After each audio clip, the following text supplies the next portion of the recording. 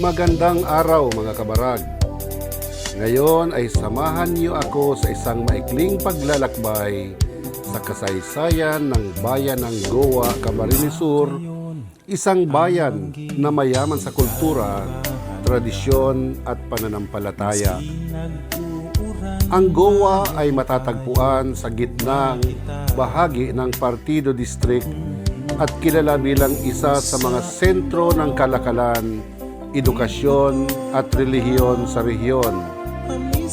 Bago pa man dumating ang mga Kastila, ang lugar na ito ay tinitirhan ng mga katutubong Bicolano na namumuhay sa pamamagitan ng pagsasaka, pangingisda at pakikipagkalakalan sa mga karatig lugar.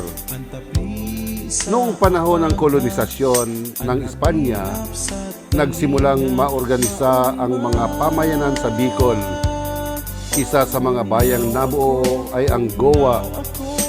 Ayon sa ilang tala at tradisyon, ang pangalan nitong Goa ay pinaniniwalaang hinango mula sa Goa sa India, na noon ay isang mahalagang kolonya ng Portugal at may kaugnayan sa mga rutang pangkalakalan at misyong Kristiyano noong panahong iyon. Kasabay ng pagtatatag ng bayan ay ang pagdating ng mga misyonerong Katoliko na nagdara ng ebanghelyo sa mga mamamayan.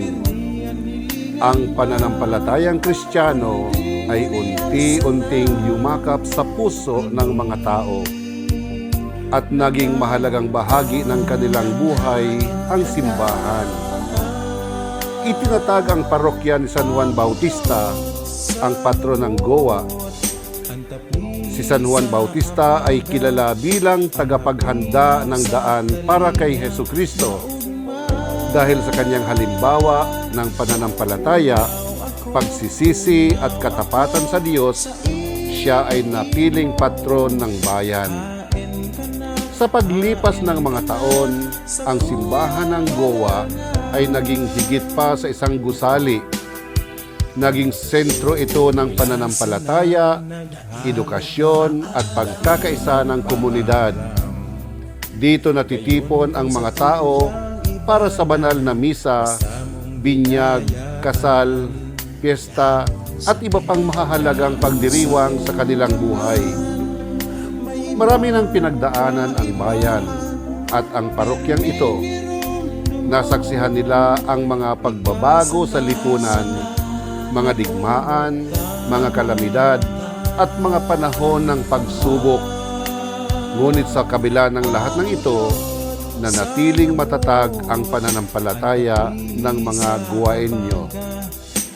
Ang simbahan ay nagsisilbing tahimik na saksi sa mga kwento ng maraming henerasyon. Mga batang bininyagan, mga magkasintahang ikinasal, mga pamilyang nagpapasalamat sa mga biyaya at mga pananampalatayang lumapit sa Diyos sa panahon ng kanilang pangangailangan. Sa lubot, antapihi sa abaga, anhapihap sa talinga, maugma. Kungaw ako sa imo. Hain ka na sa kuyang panahon. Pungaw ako sa imo. Hain ka na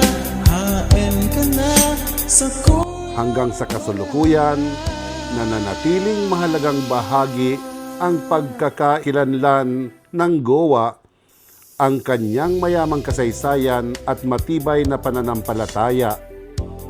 Ang mga tradisyon, debosyon at pagpapahalagang ipinasa ng mga ninuno ay patuloy na isinasabuhay ng mga mamamayan. Habang ating pinagmamasdan ang bayan ng Goa at ang makasaysayang parokya ni San Juan Bautista, naway maalala natin ang sakripisyo, pananampalataya at pagmamahal ng mga unang henerasyon na nagbibigay ng matibay na pundasyon sa komunidad na ating tinatamasa ngayon. Ito ang Goa, isang bayang may mayamang kasaysayan, buhay na kultura at malalim na pananampalataya. Maraming salamat sa panunood. Huwag kalimutang i-like, i-share at i-follow ang Barag-Barag TV para sa iba pang kwento ng kasaysayan, kultura, pananampalataya ng ating mahal na Bicol. Kain ka na sa kuyang padangat.